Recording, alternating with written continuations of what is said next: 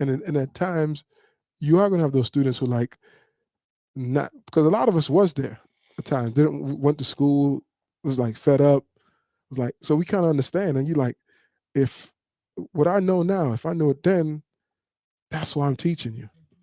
That's why I'm giving you what I'm giving you. Exactly. What do you guys think? As for me, I was kind of doubting myself at first as far as being a Got some barber. questions, D? You got questions on No, I got Adam asking me, telling me he due for his haircut though. Adam, we got you She coming. gonna Hey get Adam. she gonna get to you tomorrow, Adam. But come to find out that I'm in my element with this barber instructor thing. Like, you ever have a feeling like you're exactly where you need to be at in your life? Like, you exactly at that point. Yes. Like, this is where I need to be at. It This feels is what it I feels do. right. It Yeah, feels right. this is what I do. It just clicks. Besides the students calling me the Sarge and drill sergeant and stuff like that, I love it. I absolutely love it. This right up my alley right here. Yeah. I can do this. So It just feels right. Yeah. I mean, I wake up in the morning, it's like I want to go to work. yeah, I'm ready to see the students. And contrary to what a lot of them think, when you have to discipline them, that's when they don't like me. They that don't, tough love. yeah. But this industry, I think it's an option. And I think it's something that every barber student should consider and talk to the instructors and start doing things while you're in school to be ready. I definitely was questioning myself the first day You when was? I was on my way to do my papers. I was driving and I was like, Lord, what am I doing? This is a drive. This is, I'm missing extra money at work. Is this? I was questioning my decision. Questioning everything. But when I got to school that first day and got to get out on the floor and help, and everyone's like, man, where have you been? Clicked right in. I was right where I needed to That's be. right. Yes. But that's the Is dedication that you're putting in, just having to drive an hour and a half to come to school. You know what I Right. mean? So you know you're not. That was a long hour and a half, the Yeah. first one. I was like, oh Lord, I'm out here in the woods. I never been here before. Where am I? Definitely in the woods. I don't know why people think that the earth just stops at Knoxville and everything after Knoxville is just Yeah. sticks and dirt roads. I don't know. I don't know why they think that, Rob. I have no idea. You gotta pass Morristown to get up here. So, it's Yeah, like but you passed Morristown. Morristown in like a minute. Yeah, it's Oh, like there was Morristown Morristown. don't Okay. exist. Yeah. Yeah, you blink, you out of They Morristown. think it's just Morristown's up and coming city. Johnson really City is. the Tri-Cities is a prosperous city. But this is one thing I noticed at the school with like some students. Some pick it up like really fast, and then some you got to really work with. Like I remember there's a few that I met at Craig School. Like their first haircut, they just started sweating, and sometimes like you got to take the clippers from them. But at one of them, I held his hand like, man, you ain't got to be this nervous, man. Just calm down. Wait. So But when you started school, yeah, you was that same yeah, way. I was that same student. Yeah. I was sweating, my back sweating, nervous. But it takes time. But you got to have patience with the students. That's the number one thing. You got to have patience That's because right. Yes. some students, it's just like anything else. Some people pick up things a lot faster than others. So that's one thing I did notice being with the students at the school. I mean, but it's love. I mean, I wouldn't trade it for nothing. I like the way everything has unfolded, and every time one of my toughest things, and I was thinking about it the other day, one of the most joyous things for me is seeing a student sign up, and then one of the toughest things is seeing them go, because I'm like, man, but I'm ready for them to go and enjoy this journey of being a barber, but it's also sad. Yeah. It's also sad when you're like, That'd probably be the hardest part for me. I'm an emotional person, so if I ever get to the point, if I ever get to the point I open the know, school Rob and I got J. one graduate, I'm liable to tear up. You know what I I'm mean, saying? but that's good. That's showing your know, investment, and that's because I seen how far that like one of Craig's students. I seen him. He was working at a restaurant, and I know he's in the barbershop doing well now. So that's big stuff to me. So yeah. I mean, it's just you're like, man, And the And, time, go ahead, Shay. and I never really thought, and this is surprising a lot of people, like even my family, because they know how I used to be like back in the days and stuff like that, and they looking at me now like, you are educated, you are educated. You for real? I mean, it's like, wow, she's an educator. It just overwhelms me, you know what I'm saying? That I'm helping somebody else get to the point that I was at. It's crazy. Mhm. I mean, but that's the important, and that's educators around the world, educators around, and Yep. everything with educators, they're educators for a reason. They're educators for a reason, and a lot of times we get the most flack, we get the most slack, but we still have to come That is back the next correct. day and just And and keep it and pushing. and keep it pushing That's right. and pour as much as we poured the day before in them. And you can't hold it personal. You can't take it personal because you set an example. And it's one thing I want to say too. Like just becoming an instructor and learning out of that book. That book taught me a lot about Yes. how to deal with different people. It's just it teaches you so much that you can actually grow as a person from the instructor book. And that was one thing I really got from becoming an instructor is like learning, like you just learn about different personalities, different learning styles. It really helped Yeah. me grow as a person becoming an instructor. To be honest, and I'm not gonna to be honest, right? I wish at times that the students would have to do the Milady book and the instructor book at the same time. Because I could see just reading the instructor book that so much they will be able to understand who they are. Because like you said, Yes. the book teaches you who you are and how to learn, how to be better. But 1,500 hours is not enough time to do two textbooks. You know what I mean? Some people would probably frown upon that. If I know I was going to school and this is a college course, what it is, because barber school is a college course. You have to take one textbook, the Milady, and then you have to take the extra textbook, all at the same time. I think that would deter a lot of students. Some and this is from me going to school, a lot of guys come in and said, "What do we need this book for? I thought we was cutting hair." Right, And and you could tell those ones, they had to take their theory test 4 times right. because they was like, "I don't need this book." But there's lots of things that you need out of that book. And I tell people all the time, if you can understand the textbook from the front page to the back, the whole textbook inside out, your income is astronomical. True. If you can figure out that textbook, know it in and out, from your first day coming in to the last day you leave, know all those chapters, your income is astronomical because it teaches you every facet of how to be a master barber. And I think most students probably they probably get to about 40% of it. And then they skim through the rest, just study to retain to pass the test. You can't do that with the instructor, but with the instructor, I'll tell you that right now. You can't do that. You can't do it with that. You got to study that to pass that test because that test is not no joke. Oh, yeah. So you might can do that with the barbering, but not with the instructor. But you really got to put your work in. You got to invest. Yeah. I mean, when you go to that next level, you should want to invest because you're going to be giving people education on the next level, teaching them how to understand that book. So you have to really give your all. Yeah, whoever wrote that test, they made sure of that. So again, what is? And I know like the podcast is around the world, around the country, all through the Caribbean, in all counties in Tennessee, from the East Coast, West Coast, up north, down south, everywhere. So someone who's listening to this podcast, what would you say to them about being an instructor? Why should they be an instructor?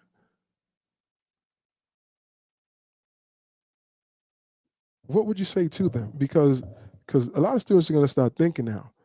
Because what we doing, we pushing the envelope till you will start thinking beyond the chair at an early age,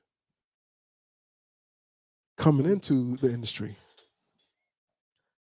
I would basically tell them that you should want to be an instructor so that you can give back the stuff that you've learned, things that you've been taught, and you can put your own little spin in it as far as your own personality and the way that you teach, because we all teach different ways, Yes. but we all come together. It's like a whole. It all comes together. You may teach one way, I may teach another. Craig teach another way. Yeah, Rob and everybody. Brittany teach. We teach different ways, but it's all for the same purpose. So I would encourage a student to go be an instructor for that reason. I mean, for me, it's just like, I got a story behind me, and like I like to share that with the students. Hmm. And sometimes, like, they might have a story that can help the next person. You never know how far they done came or what they did in their life that somebody can relate to. So that's what I tell them about being an instructor. You might have something to offer the next person that can really help them out in life. Each one teach one. Yep. Exactly.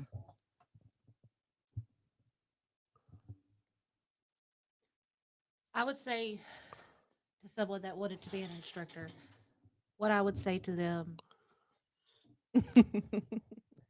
what I would say to them would be to really think about it. Really think about it.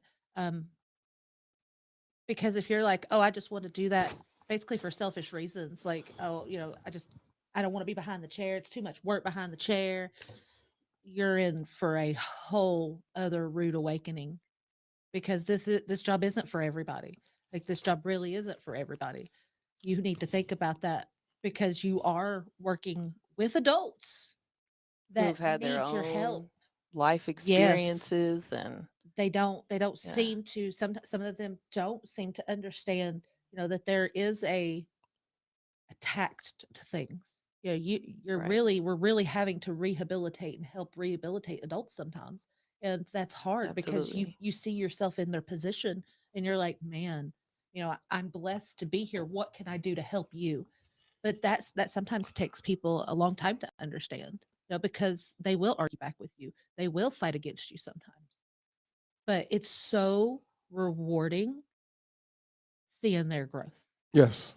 It's so Yes. rewarding knowing that you help someone completely change their mindset, completely change the path that they're on from being possibly something destructive and, you know, harmful not only to themselves but to other individuals around them, to see that flip to someone that's now career minded, that's community minded, that's, you know, family minded, and not just that egotistical me, I'm going to get my bag regardless. I mean, a lot of people are like that. And, this industry can help people. There's something I like to Hmm. say is make your hustle legal, make your hustle legal because you can make ungodly amounts of money in this industry if you work it right. And another thing, being an instructor, I know that I've had clients and stuff to leave and move and go other places and stuff like that. But seeing them three students leave last week, I was kind of really sad about It that. hurts. It It, hurts. I it was it I is. was It like, is. Yeah. You do get sad. I got You I got love attached to them. them, Yeah, you do. You I'm do. used to seeing them do, every you love day, and Yeah. I them. was like, Because you played an integral part in their development. yeah, I was Even really in sad about just that. I would say just the 3 weeks that I've Yeah. been, I was like, when I come to school yesterday, I said, dang, Then I did, they gone. Yeah. This You will know, be my you third know, graduation, and I'm already telling myself, "But you can't cry. You can't cry you get because I attached will. to I your get students, so attached to them, and spending as much time as we do with them for, sometimes over a year. It's like losing a friend. It's Yeah, like my best friend just moved away. yeah, My Yep. best friend and just then left me. seeing how they started and the progression that Yes. they've made, not only in barbering, Yes, but in themselves yes, that too. growth, that yeah, confidence Yep. that Yes. Yep. blooms. Seeing That when they were struggling, you just help yeah, them out, and then they don't yeah, look over their shoulders no more. right. Their yes, hands is not not shaking. shaking They're They like not not dodging before. sweating. haircuts. Yeah, like it made me so proud one day. Like a student, he looked at me, he said, "Look, Rob, I got this technique from you," and that made me smile on the inside when he Don't cry, said Rob. that. Nah, I'll cry. Ain't I'm one of them men. Go, I ain't gonna don't hide cry, behind Rob. money. It'll come down. So what? Let it out, Rob. There's several ways that students can practice while they're in school, because what a lot of barbers, they have problems talking in front of crowds. They have problems in orating themselves, and they get nervous. So when you're instructors, that's some things you have to do. So one of the things that we we put in place in the school is each one teach one, and what it is it's a format for students to be their own expert in anything, whether it be music, whether it be marketing, whether it be how to build your own shop, and they have to do research and come on Friday mornings and talk about it. What that does is give them confidence. It's easier to do something with your peers that you know, who you're around every day, and it just prepares you for maybe to be an instructor one day. And that's why I implemented that, just to give them a vote of confidence, to show them, hey, you can teach, you can share your knowledge with your peers. What do you guys think about that? And what other things that can they do to prepare themselves while they're in school? When I started, I'm real good with one-on-one, 30 minutes at a time. You in my chair, we Right. can chop it up all day. And even just coming here this morning, I was like, oh no, I'm nervous. Because when I had to stand up and say, hey, I'm Darlene, this is where I'm from, I was shaking on the inside. No, You you wasn't. was, you was, she was. And she was. on the outside. No, Definitely. you was not. You was not shaking. I don't believe that. She's like, I'm a little nervous, but But I'm gonna do this. I gotta do this. Right. But that's something for me that I'm constantly working on. Being with all of the students and saying, hey, come here, come get involved with me. Listen to what I'm saying for somebody who's a one at a time, 30 minutes at a time. So that's something that I'm working on too. Communication. Communication is necessary in all aspects. You can't be like that around Craig, though. He gonna bring it out of you. Why am I'm right here? he gonna bring it out of you. He like, Shay, I know you still nervous. Come on, I know you still nervous. Let's go. I was like, okay, all right, let's go. That's part of it. It's very much part of it. I've been working with him for 3 years now, and pushing my comfort zone is something that I have learned to like enjoy. Really. Yeah. What do you think, Rob? Like, Just preparing yourself. What kind of things can you do to prepare yourself while you're in school to maybe be an instructor? I mean, you gotta go outside your box. Like that's what was taught to me. Like I'm not the type of person I like talking around people, or I'm very I was shy. I mean, not shy, but antisocial. I really didn't talk to people much. And Introverted. yeah, like my drug counselor in prison, this is what he told me. He said, "This is what you need to do." He said, "You need to start going outside the box, talking to people you normally don't talk to, and then you're gonna be okay." So that's what led me to me having a barbershop and doing what I do today, because like I'm able to speak to everybody that comes to my barbershop just from what he told me and how I stepped outside the box. And I really start talking to people in the prison I never talked to. So that's what got me to really my shop doing really well. Yep. Because I mean, I talk to everybody. So, carry Rob, on. did you know how to cut before you became went to No. barber school? Or Oh no, No. we was freestyling in barber Yeah, school. Oh, okay. Yeah, me and her was in barber school together, and not to throw shade at the barber school, but we didn't have like all our instructors was older, Oh, okay. so we pretty much had to get it on our own. Oh, Learn okay. from each other. We Learn learned from- from each other. YouTube really wasn't Yeah, a thing, yeah. for the hair cutting yet. It hadn't got that popular. So we was definitely, you picked a student that, oh, that looks good. Let me Yeah, watch him for a let me minute. go over here and sit beside him, see what he's doing. Yeah. Yep. That's one of my favorite things about students, though. Like you were saying, they gravitated towards each other. That's one thing that I love about our lab floor is, especially the more senior students, they're not afraid to go up and be like, "Hey, let me help you. Let me give you a little tidbit on that." And A they're little not nugget. afraid to do that. And I think that also helps them with, even if they wanted to be an instructor, because if you can teach something, you've pretty much mastered it already. If you can learn something enough to turn around and show someone else how to do it, you're Mhm. on your way to becoming a master at that point. And another nugget, and I know sometimes it's hard for people coming into school. What you have to do, you have to learn to separate yourself from the student. Yeah. So, a couple of ways you have to separate yourself from the student: your dress, um, hanging out with them. Um, you can't want to teach students and say you're going to take a smoke break with them. You can't want to teach students and say you want to go and party with them, because there's going to come a time when you have to set some boundaries on that floor, and it's going to be harder for them to respect that, Yeah. accept, Accept what you're respect saying. that fact. Yeah, what they call it, fraternizing. I But know. yeah. I mean, yeah, I agree with that. You could, because you got, sometimes you got to get with some students about certain situations. So, and they won't respect you if you don't, if you're hanging out with them as a friend and going out to eat with them and stuff like that. So, I agree with that.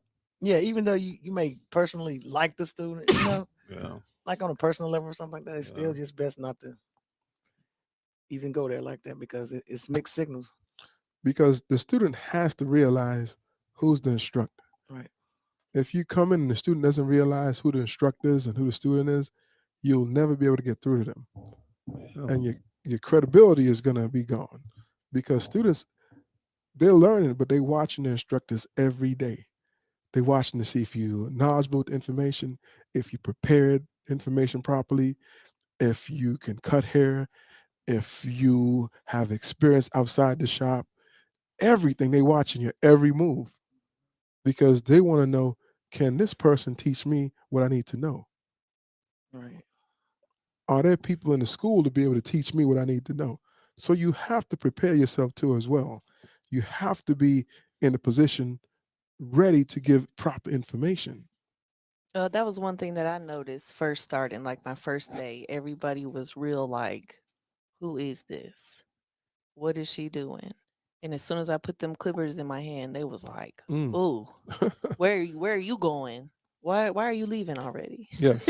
On the first day I was there, after a couple of days, Craig was telling me, like, you can't think on that level no more, Shay. You're not on that that barber level, hanging out with everybody, having fun. Craig was basically like, you're not you're not that no more. So you got to think differently, a little bit higher now. Yeah, Step your Craig game was up. on. He was He on. was on me. Yeah, he was on me about wearing a tie, like but the good instructor book, it will teach you that you got to set yourself apart, like as far as the way you do dress and stuff, like it will tell you that. Now I still struggle wearing a tie though, but other than that, I'll try. I'll set myself apart and try to dress nicely. And because we love the students so much, and it's easy to fall in the trap of saying, man, that's this and that. And then because they looking for your downfall as well. They're looking to see you in an comparable position where they can be like, oh, I saw Miss Darlene over and she was doing this, and then you can't even teach at that school no more. Yeah, Right. Oh, I saw Miss Shay doing this, Right. and it's just gonna be more difficult. Oh, I saw Mr. Rob doing this, and it's gonna be like, oh man, Rob, nah, you can't. It's because all those things what you're doing as an instructor, the next level now is preparing you to maybe open your school, to be an administrator. Because the barbering industry, you're not just, again, you're not just stuck from thinking of just being behind the chair. Being behind the chair is great. Don't let me confuse that with nothing. It's awesome. It's awesome. Yes. You make some good relationships, some good friends, you make some good money, but we also need someone to teach the new coming barbers who's coming in too. And the best people for that is some of us who have experience. And sometimes we just need a change of scenery, a change of something, because we've done it for so long, cut hair for so long. Try something else. And instruct is something that's in reach. Because once you see everything from being a student to being a barber, to being an instructor, to being an administrator, now the next jump is maybe you're thinking about opening a school. And now you've seen it from from the inside out. You've seen everything from the bottom up. So all that experience is going to add validation to you now thinking about the next step, which is opening a school. And I talk to my students about all those levels: being a barber, being a shop owner, being an instructor, being an administrator. And if you want to open a school, because I think it's important, if you go to any school, if they're not teaching you in all those levels, you're getting held back. But again, some students don't want that, because we know some students just come through just to cut, and that's okay. But we have to prepare them for whatever it may be. Right. Trichology, study disease of the scalp. If you want to do that, that's a possibility. Instructor, school owner, shop owner. I mean, well, now they even got it where you can like the guy at the show. He had a tattoo. His hair was tattooed on, and he said he paid $5,000 for that, and Yeah. said that guy did 4 of those that day. So there's like I said, there's all types of levels of this, and So much. yeah. So you got to kind of get that through the student's head about being an instructor and maybe tattooing hairlines on for 5,000. I mean, The possibility is It's all limitless. kind of stuff out there now. So this podcast today is just to kind of get you thinking on another level, because the theory, the schooling part is so important, and we have too many students not taking it serious, and all they do is work on their strength. Or I can post a fade, I can show a fade all day. You're good at that. Now what's next? I come to realize that I thought I was retiring after 20 years from cutting hair, but I'm really not retiring. I'm just going to the next level, doing something different. But I'm still behind the chair. I'm still showing different things. So I would equate it to going to like 4 years of college, and then after college you get your grad degree, right, and then you can get your PhD, right, and then you can move on to something else. right. You in barber school, that's your 4 years. That's your undergrad. Your instructor license is your grad degree. Right. And then whatever you may choose to do after that, that's the PhD level. If you open a school, go into some type of administrative role, do something different, your education is not stopping, it's going.